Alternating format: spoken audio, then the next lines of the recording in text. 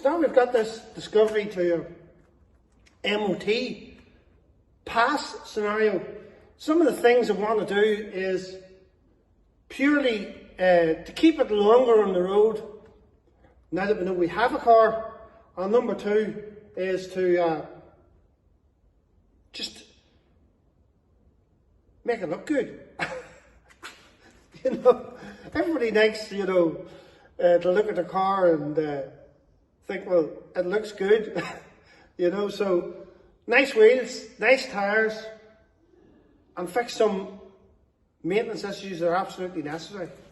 Like these mud flap guards.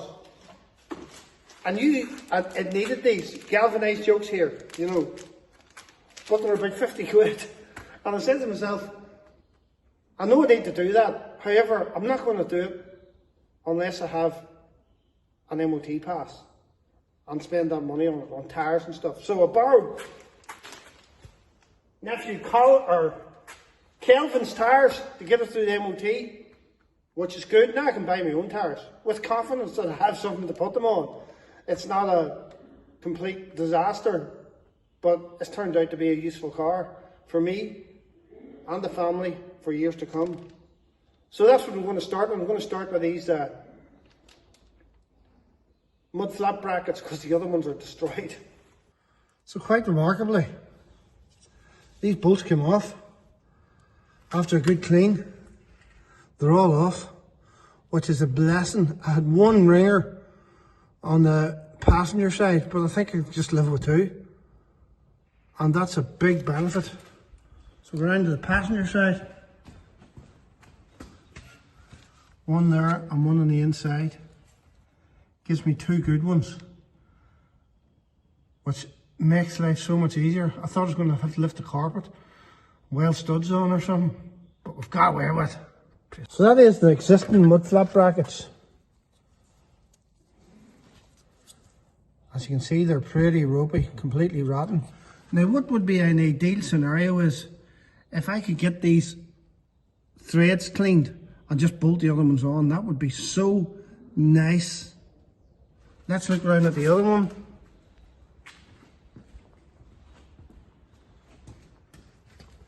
It's not just as bad, but it's still bad. And I mean, if they're not on, just the rubbish and all gets pushed up around the chassis and around the floor and it'll rot it out. They'll definitely do a pretty big job, certainly on the front for sure, everywhere. Mudguards, brackets on a Discovery, like the ones I fitted on the rear, which actually hold the whole body together, the whole side of the Land Rover from pulling in and out. So they're definitely a big addition. So that's the job in hand. Let's try that. So there we are. There we have it. I honestly thought this was going to be one of the trickiest jobs because of everything rotten. But I got the bolts off. And I mean, these mudguards are really solid and like there was nothing there. And I have to say it's a good product. £48, bit expensive, but it's galvanised heavy duty. I mean, I put some wax oil on the floor before I bolted it on. Now I'll give them a coat of wax oil as well, even though they are galvanised. And really pleased how that went. Thankfully I didn't have to lift all the carpets and weld studs on or bolts or something. So thank God for that.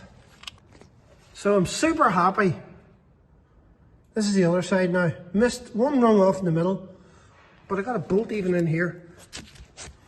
Pretty strong. There was nothing there at all. So super happy about how this worked out. I mean, this product was really well made. Those holes lined up perfectly everywhere. And it was just a real good product. I thought it was a bit expensive for all it is. £48, £7 postage or something. So sounded a bit expensive, but to be fair, it's a really good product and it's well made. And everything lined up so well. So super happy about that. So that's the mudguards. Really secured with new galvanised brackets. The amount of overthinking I done on that simple job, I suppose because of a lack of experience.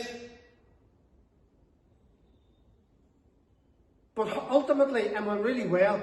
And I'm thinking about how this job went now that this car is an MOT passing car and stuff from the start. I done a lot of overthinking. You know, I watch a guy on YouTube, Tasty Classics, Ben you call him, he's a scream.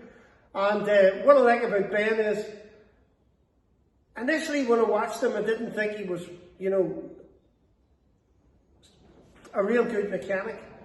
I'm not convinced he's a super hot mechanic, but I'll tell you what he is. He's a very capable fellow. The more I've watched him on YouTube, I enjoy his program. I look forward to it every week. Like recently, he picked up this Triumph TR7, and I mean the wiring in it was shocking, but he methodically put it all back together. I have a lot of time for him, but one thing I really spoke to me about watching Ben on Tasty Classics is this.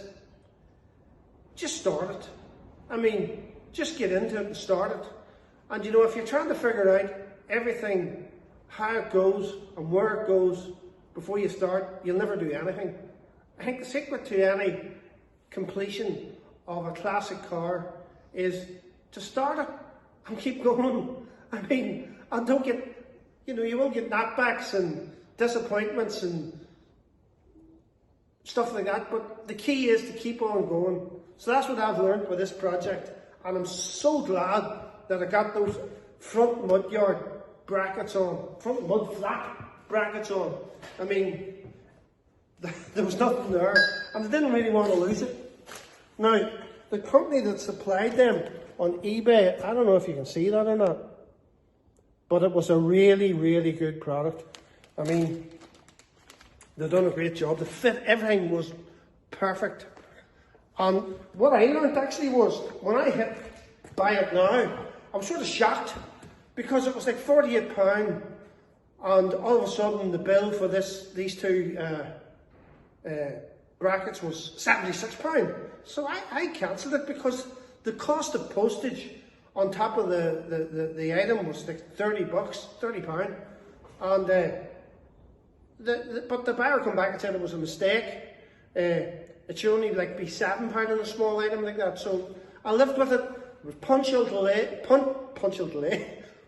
delivery, and they're a super job. Good product, well pleased. Now the chassis in these Land Rovers is prone to rusting from the inside. Discovery 2. Discovery 1 was famous for rusting everywhere except for the chassis. Discovery 2 was supposed to be a lot better at rusting on the main body. I mean, not rusting on the main body. However, the internal chassis, or the chassis was prone to rust. And people even said to me, you know, the rust from the inside out. People who know a lot more than I do. So I've got my good rough clothes on. And I've got this situation here. And I didn't want to do this before the MOT, because I intend to put a more liquidy form of wax oil into this, more oil than wax. And really that's so that it travels. I mean, when I push this trigger, that liquid goes everywhere. So I'm going to insert that in the holes of the chassis, and hopefully help it to last for a few years. Give us a bit more time with it, and stop it rusting from the inside out.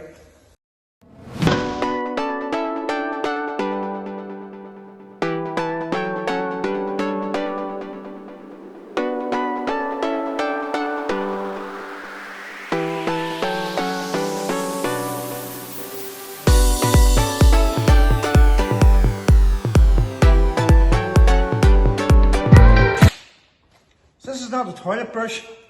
It's a bit like a toilet brush. I'm going to use one of my Christmas boxes, which is an alloy wheel cleaner, and clean these wheels up, because of a bit of a surprise coming with these wheels that I've been talking about since I bought this Land Rover.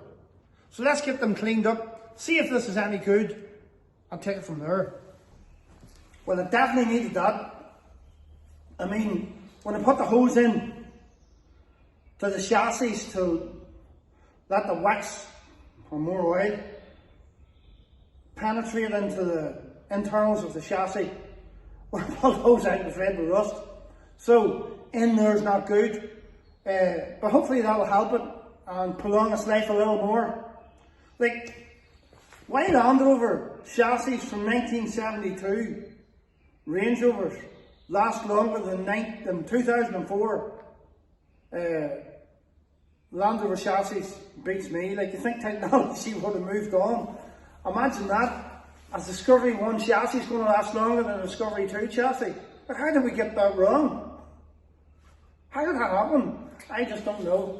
But anyway, certainly a 2004 Land Rover drives a lot better than a 1972 Land Rover.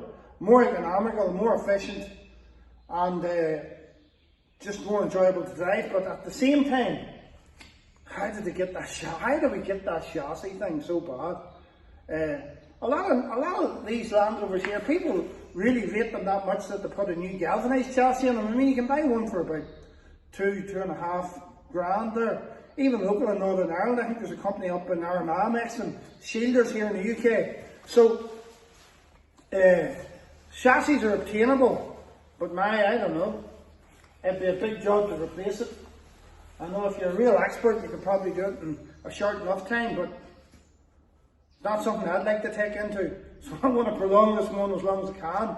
So that's the chassis, as best as I can do right now. I suppose going forward, we'll keep an eye on it, keep it wax oiled. I like wax oil. Wax oil's a good product. I have no wax oil to really shorten, or give a Land Rover or a classic car a lot longer a life. I mean, I think it's a good product. There you go.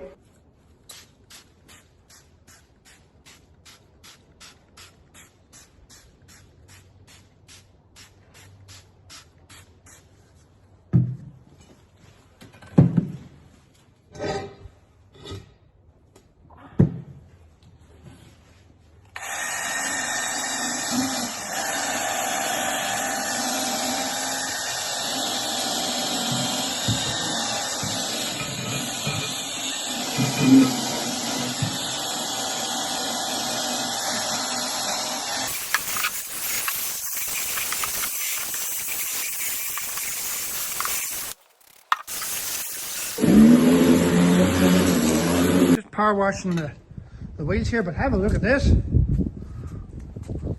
Well, boys, this is Daniel, Shadrach, Meshach and Abednego. This is the new herd.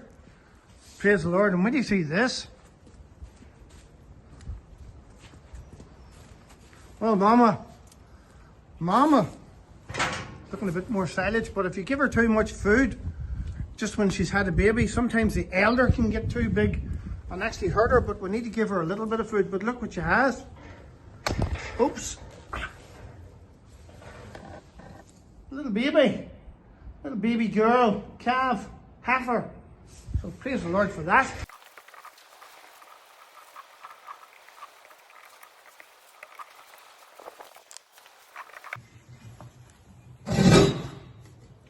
So that's one wheel cleaned up. I mean, it's not perfect.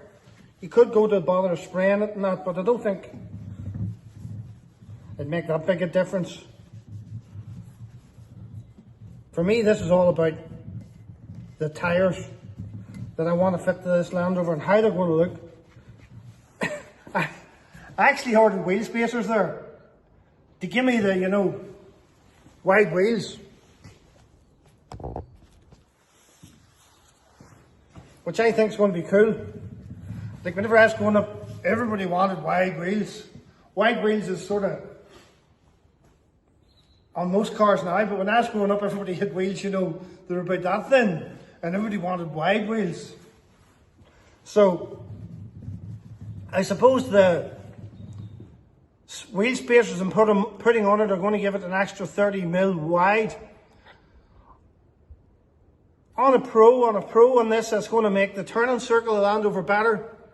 But that's not what I'm after. I just want it to look cooler. So, looking cooler is what I'm after. So, if you see me coming, say, here he comes. Do you remember the advert on TV? Carlos Fandango, wide wheels on a Volkswagen Beetle. Anybody's old enough to remember that? Well, I suppose that's what you could say about me when I come up the road with these wide wheels.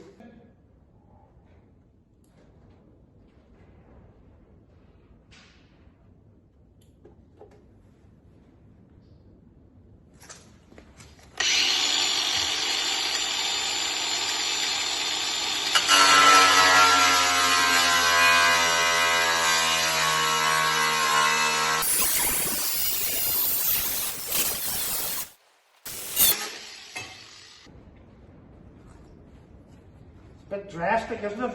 Look, cut this big hole.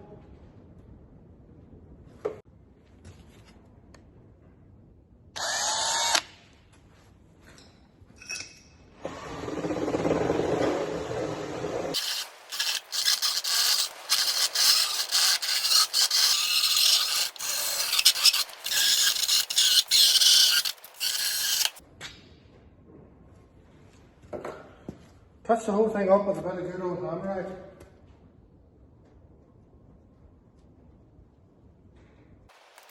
Mind you, I'm not even sure that you need to do this if it's aluminium, because aluminium doesn't really rust, does it?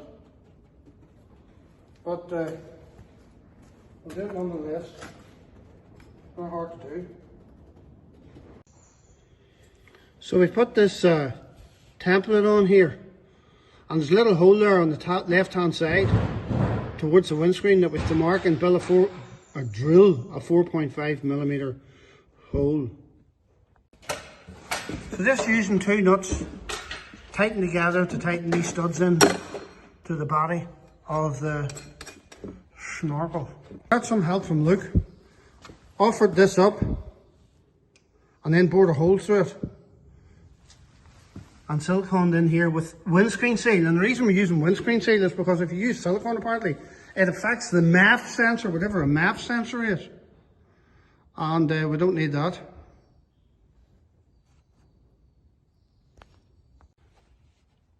Just put a good coat of wax oil around this inner guard and offered up the internal plate and put a little pop rivet in it here,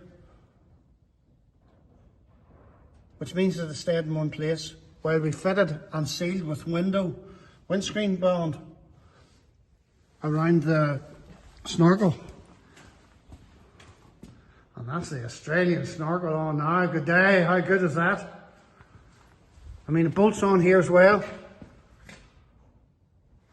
And then you fit it with pop rivets and the door shut. So how cool is that? Just bolts on the inside with big washers and nuts. Pretty simple. Nothing to see there worth talking about. But I like this ram here, whatever it's called. It looks pretty cool. But I actually think there's weep holes here to allow any rain that comes in to run out and not down into the air filter. So, pretty cool. Safari. So, we're all back together again. All clipped in. So I'm not going to start this for a day because that windscreen sealed actually some in around here, just to give it a bit of extra seal, because with the rivet that actually holds the inner acceptor for this Snorkel, it was a bit of an air gap there, which wasn't ideal. So a bit of windscreen bond around that as well, sealed that in, and that's a raised air intake. Look at what just has arrived, or what just arrived. Wheel spacers. I mean, they're going to stick the wheels out that much further. A tiny bit of kit for £68 for the 4 of them. I'm well pleased. So, in order to fit them, I'm just going to give this a bit of a clean here around this hub. The wire brush.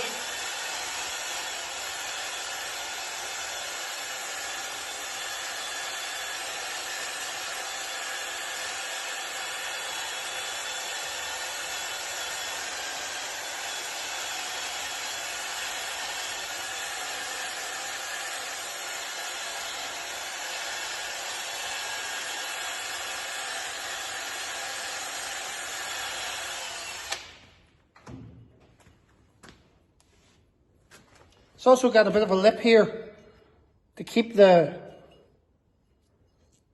wheel from slapping about.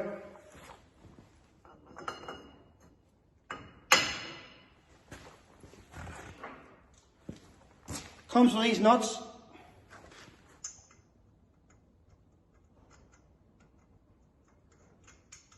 And they have to be torqued up. I think the wheels is like 145 torque. So my guess is that's what they need to be. No other information than that. But that's going to set the wheel out further, which is going to be cool. So that's the wheel space around. I'll tell you what, Carlos Van Dango would be happy with me. He'd be pleased with me. It's going to set the wheel out a good wee bit now, to be fair. But that's going to make the turning circle better. And it's certainly going to look cooler. That's what it's all about for me. This is just a short video to explain to you why I'm going to do the next process, which is a bit odd, to be fair. My first car was one of these, and this is a Datsun 120Y. I mean, when I was 17 years old, my first day out driving with my new test pass was one of these, and I thought it was so cool. I mean, in that day they have these superior leather type seats, and this curvy dash and stuff, and the gearbox was so slick, and the door panels on it, and they have this cool orange colour. I just thought it was such an amazing car, and it was a great car to drive. However, it was a bit like Alka-Seltzer. I mean, if it rained, guess what happened? It just rusted, and I mean, it rusted for fun. How I got this one is just amazing. This is a 1974 car, and it has been restored, but it wasn't real bad before it was restored. And I mean, these cars rotted for fun in the 70s. Mine was 1976, and like I was born in 65, so what's that? 1982 I started driving, so it wasn't that old, and like it was gone, and structurally. I mean, I only got about 6 months driving of it before I had to change it. But I really enjoyed that car. But this takes me on to my next car, which was a bit strange. So the next car I had after the Datsun 120Y was a really strange one. Not everybody's cup of tea, but I really enjoyed that car. And the reasons I really enjoyed it were this.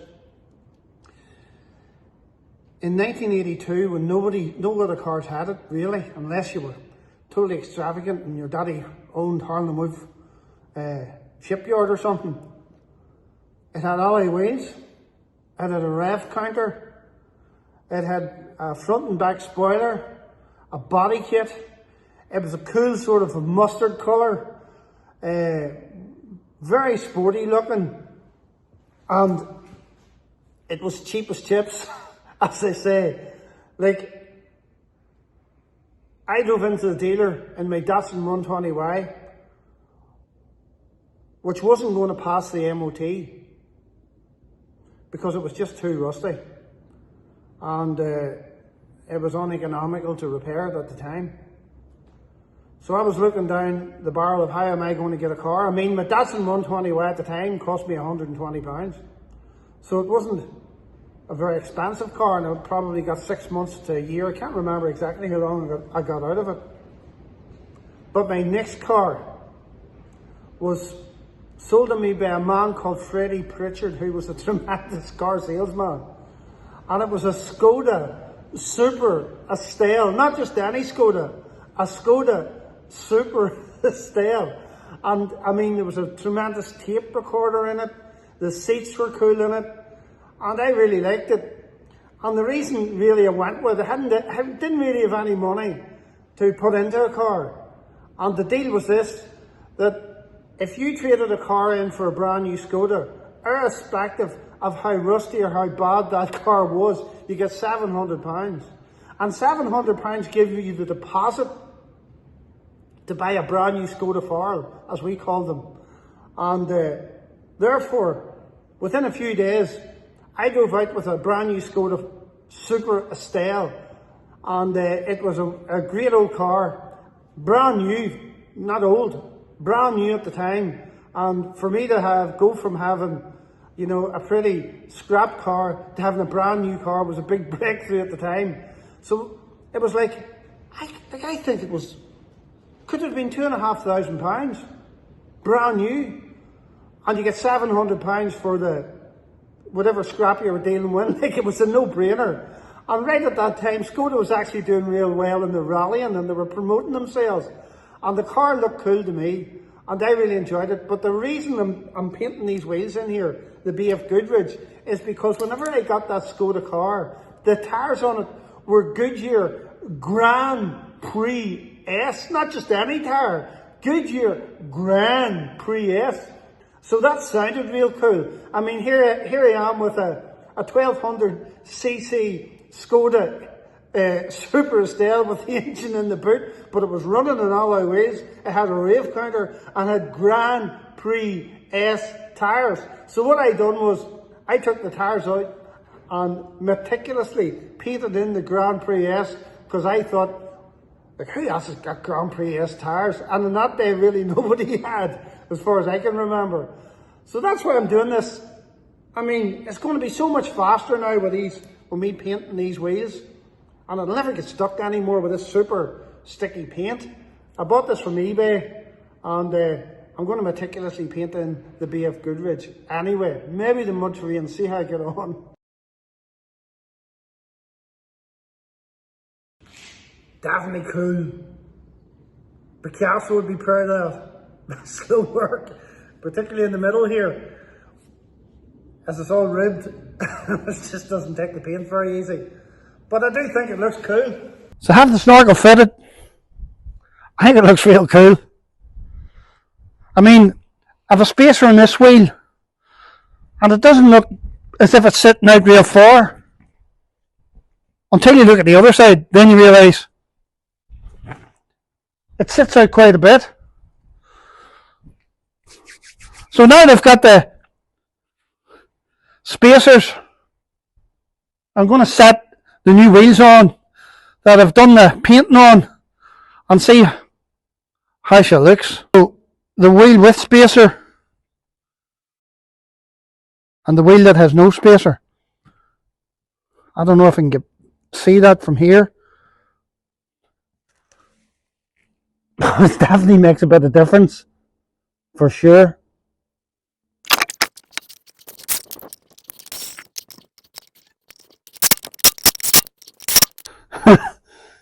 I think it's pretty cool. Let's have a look.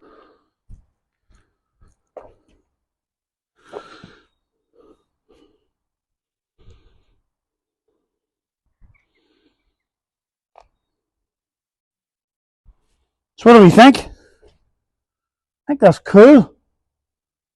And with the Snorkel, I'm happy with that. How did it stick out? I don't think that's terrible. I think that looks pretty good. Happy with that.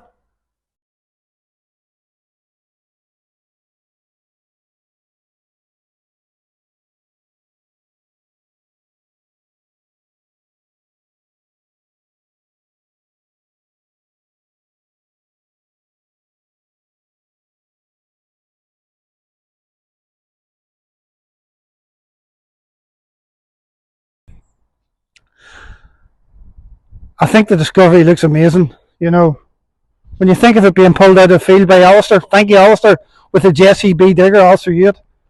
An old JCB digger at that. It took a brave pull to get it going, but it's running great now. The wheels look great, the Snorkel looks great, ready for the Mourne Mountains, or maybe even the Alps, or who knows, even the Himalayas. Here I come. So super excited. Go through the MOT in a couple of days.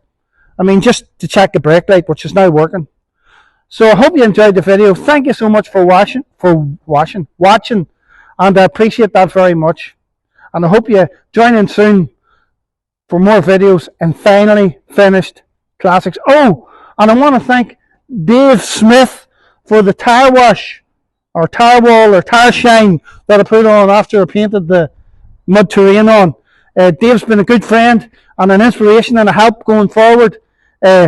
I'm looking forward to getting a video talking to him about all the cars that he's drove. He's drove some of the most marvellous cars from my generation. Everyone wanted them. Mark II Escorts, RS 2000s, Mexicos, Mark I Escorts, MG Metros, MG Maestros, XR3Is, XR3s, you name it, he's drove them all. and has experienced that, and I think that experience will be worth listening to. So I'm looking forward to doing a video with Dave in the future, just one of those ones where we figure out what were those cars we all wanted to drive actually like to drive. So thank you for looking for watching, and see you soon on Finally Finished Classics.